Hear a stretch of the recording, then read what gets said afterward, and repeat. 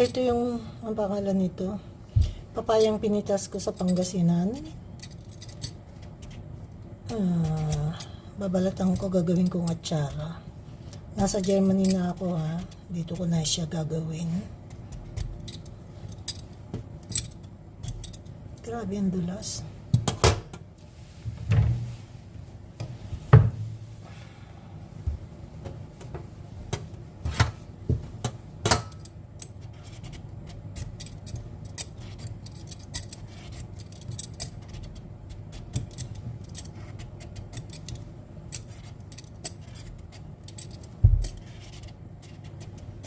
So, peeler na lang ginamit ko. Mas madaling pambalat itong peeler ko.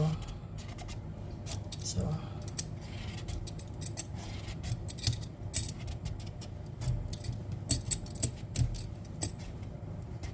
kasi pag ginamit ko kutsilyo, baka masugat ako. Kasi ang dulas eh.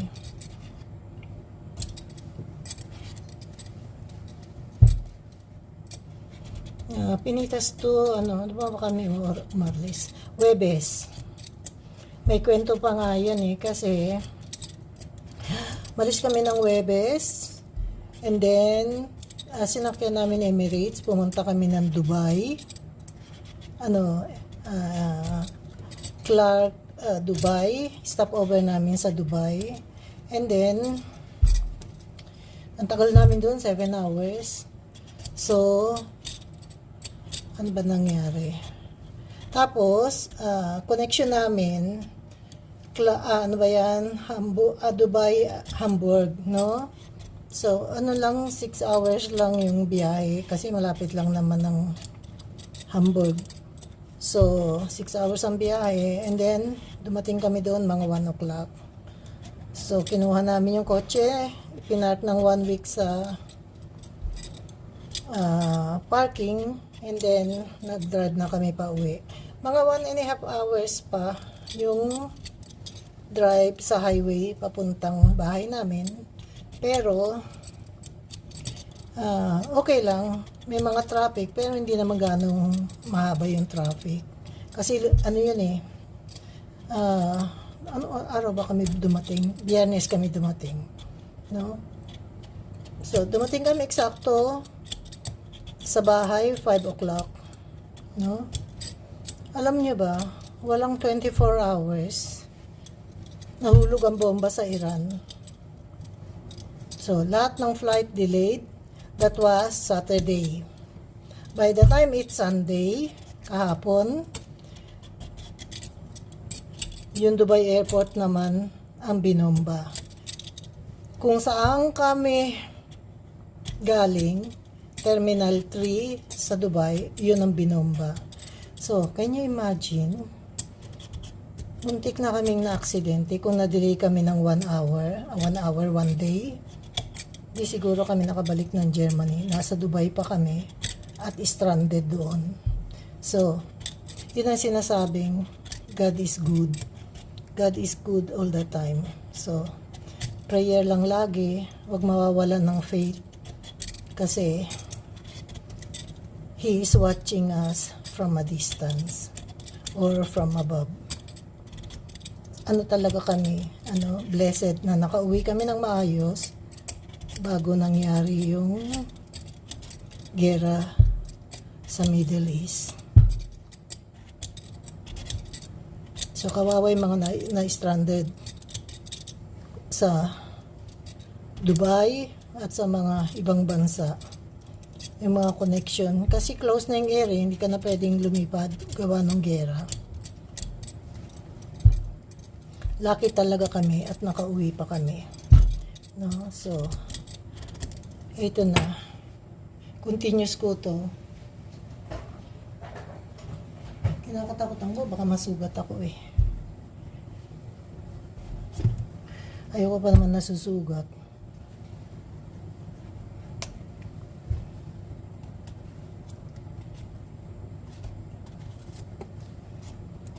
So, lilinisin ko ito ng maayos. And then, babalikan ko kayo pag malinis na. Bihira akong gumamit ng malaking kutsilyo. Kasi takot ako sa malaking kutsilyo. Ilang beses na ako nasugat dyan. Maski matagal na akong nanay, matagal na ako nagluluto dito sa kusina ko, nasusugat pa rin ako. Ewan ko ba, hindi na ako nadala. Kung titingnan nyo, ayan ang kutsilyo ko, ganyang kalaki. Pero, bihira akong gamitin. Kasi takot ako sa malaking kutsilyo. So, well anyway, kailangan ko pa rin itong kutsilyong malaki. Ayan o, ganyang kalaki mga kutsilyo ko. Kasi kailangan kong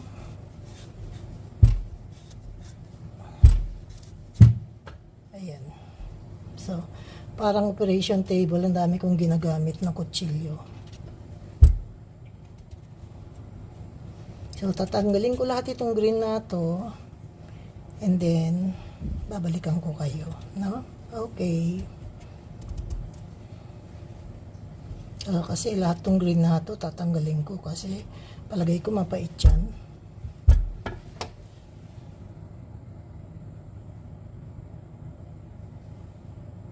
Malinis na. Iwain ko na lang siya para matanggal ko yung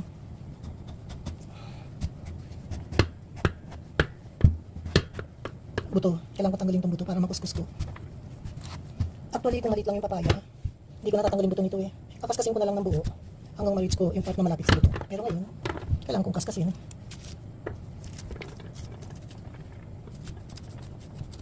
Dali lang naman matanggal, oh.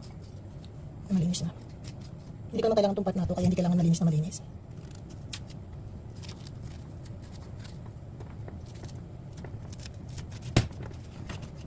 Nabukas na yung dishwasher ko. Naghuhugas ako ng pinggan. Press mo na.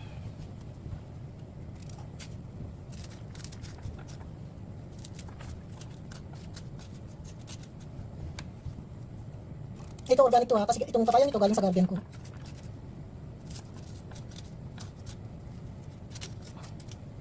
Okay, malinis na silang apat. Tatanggalin ko na lang yung kalat. Ayan, kukuskusin ko na siya.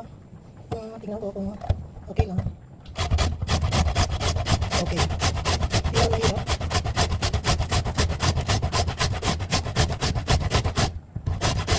Matalim yung pangkuskus ko eh.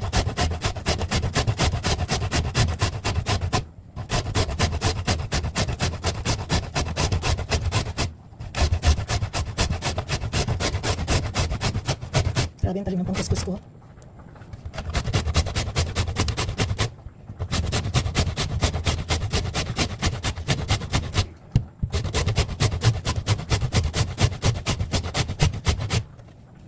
Titigil muna ako kasi at the same time nagluluto ako eh. Baka masunog yung niluluto ko.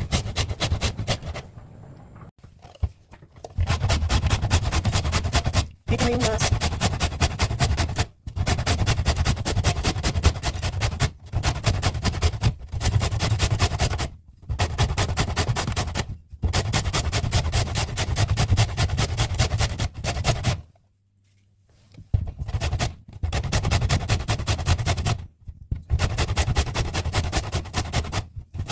Diyos ko, nakakapagod pala ito. Kaya palang mahal ng atsara, grabe. Isang papaya lang to, no? Can you imagine kung 10 ang gagawin ko? Siguro hindi ko kayang gawin. Isang papaya lang to, pero ang daming magagawa.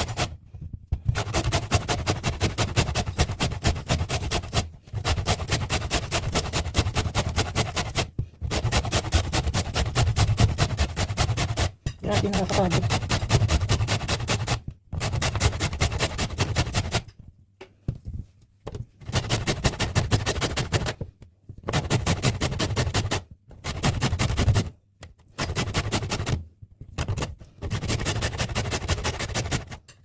So, okay na yan. So, ito na siya. Natapos ko na rin sa wakas. Last na yun. And then, ito pa yung mga nahulog. Ito na siya, oh. Ganito siya karami. No? So, yan siya. Tapos, nalagyan ko siya ng asin. Tsaka ko lalamasin ng asin. Ganito, oh. Ganyan. Pero mamaya na yan. Babad ko muna.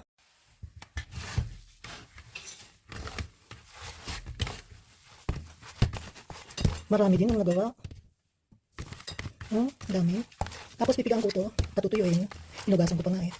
Para mawala yung asin na nilagay ko.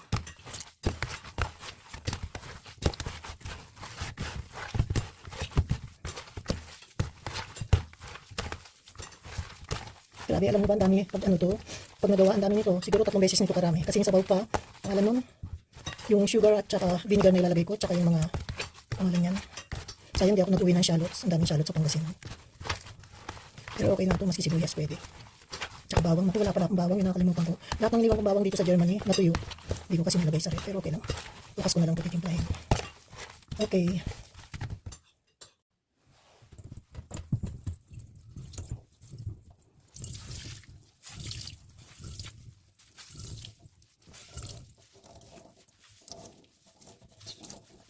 Masyado yatang makapal. Dapat 2 beses kung pinigaan. Hinati ko. Tingin ko kaya. Para mapigaan ko na no.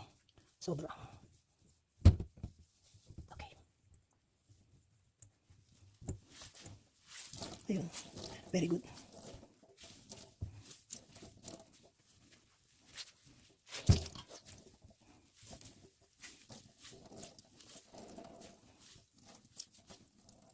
Okay na yan. So, ilalagay ko na siya dito. Teka mo. Nasaan ko pala yun? So, ibalik ko siya dyan. Diyan ko siya patutuyin. O kaya sa tray. Marami akong tray.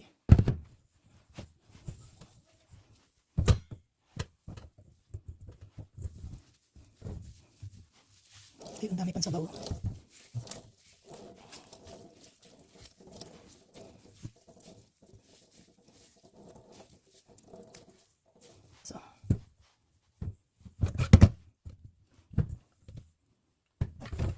So, ito na siya. Ganito lang siya kakunti. Pero, marami ito pag naluto. So, mangyari dito, patutuyin ko muna siya. Pag tuyo na, tsaka ko lulutuin. Bukas ko na lang lulutuin kasi hapon eh, ano ba wala ako? Raisins wala ako eh.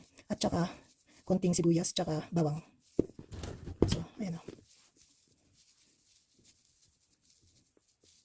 Tinanggalan ko siya ng katas. Inasinan ko na siya, nilamas ko sa asin. Tapos, hinugasan ko pa. Kaya hindi ito maalat. Ayan. Okay na yan. Mamaya ko na yan, kukontinue. Sige, bukas na ulit.